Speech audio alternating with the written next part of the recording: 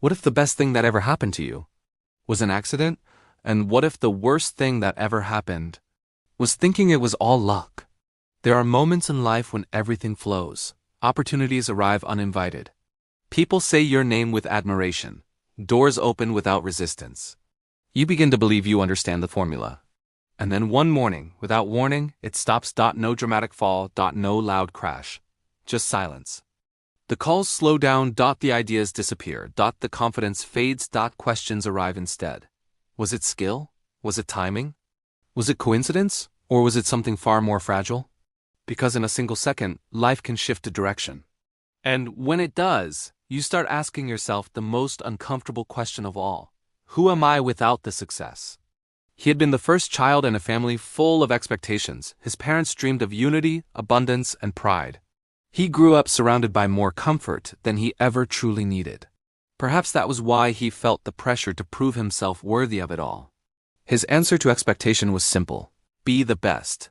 Better grades. Better discipline. Better results. Excellence became his shield. Achievement became his identity. But inside, there was something restless. A quiet voice asking for independence, a space that belonged only to him. He found that space in writing. On paper, he could create worlds.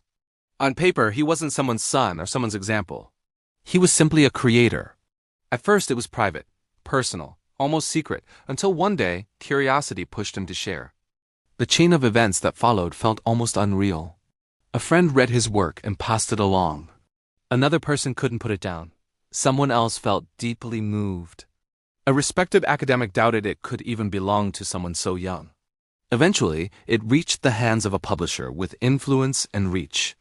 And then it happened. The manuscript became a book. The book became a conversation. The conversation became success.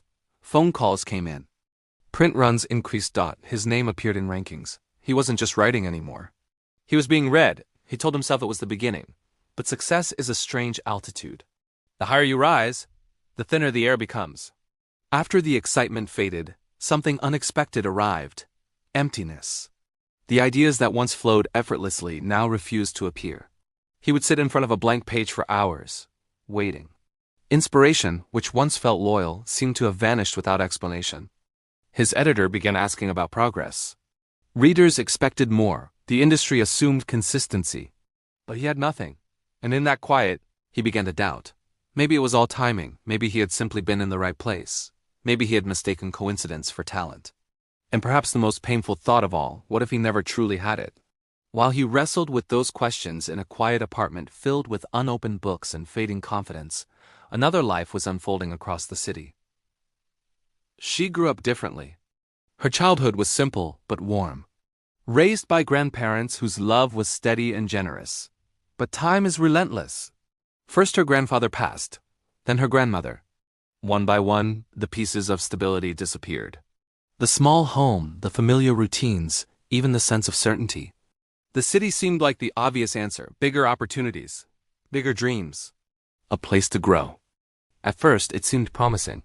She found work at a local grocery shop. Long hours, modest pay, but enough to survive. Until one day, circumstances changed. A misunderstanding. A power imbalance. A decision made without fairness. She lost the job. For a moment, it felt like proof that luck had never been on her side. But she didn't stop. She found another opportunity, assisting at a hair salon. It wasn't glamorous, but it placed her close to something she loved. The theater next door.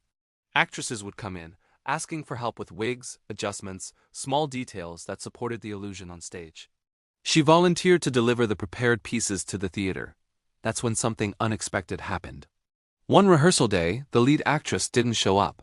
Panic spread backstage. Lines were forgotten. Timing collapsed. But she knew the script. She had listened every afternoon while delivering items. Without meaning to, she had memorized every word. She stepped forward, not perfectly, not confidently, but honestly. And that moment changed everything. Small roles followed. Then slightly bigger ones. Eventually, her first payment as an actress. It wasn't large, but it felt monumental.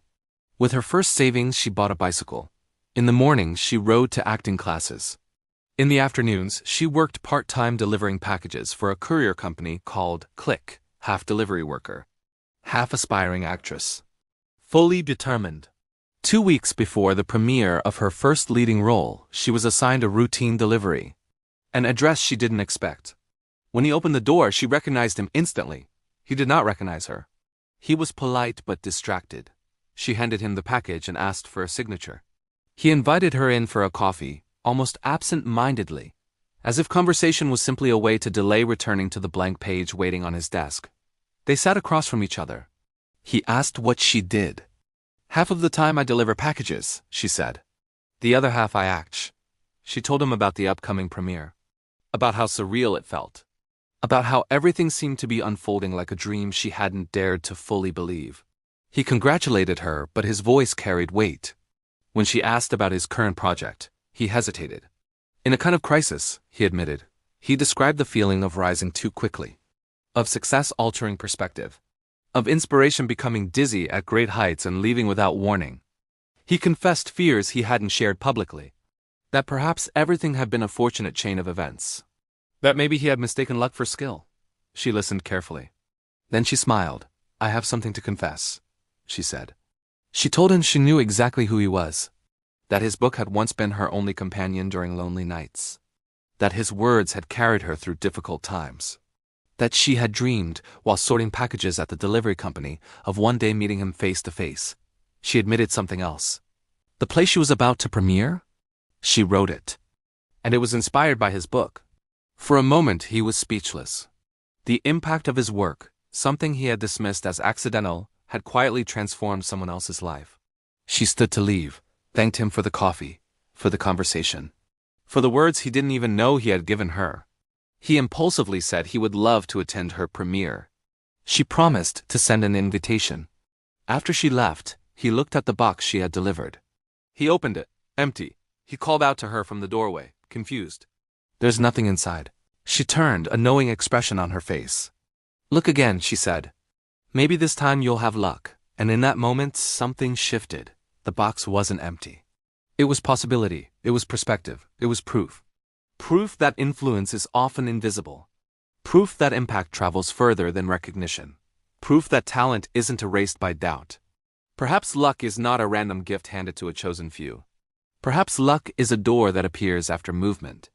He had once moved forward by sharing his writing. That action created a chain reaction he never planned. She had moved forward by memorizing lines no one asked her to learn. By delivering packages while delivering herself closer to opportunity. By writing instead of waiting. Luck met them both, but neither was standing still. Life often feels like it is steering itself, turning corners we didn't choose. Accelerating without permission. Slowing without explanation. We ask how much control we truly have. Maybe we don't control everything. But we control whether we knock, we control whether we open. We control whether we step inside. Success can feel accidental. Failure can feel permanent. Inspiration can disappear without warning. But sometimes, what we call luck is simply preparation meeting courage. Sometimes the box looks empty only because we are looking for the wrong thing inside it. And sometimes, the very moment you believe everything has stopped is the moment someone else is being changed by something you already did. So the next time things seem to be going perfectly, and suddenly they aren't, don't rush to conclude that it was all coincidence. And if you ever receive a package that looks empty, look again, because what if the second time is the one that changes everything?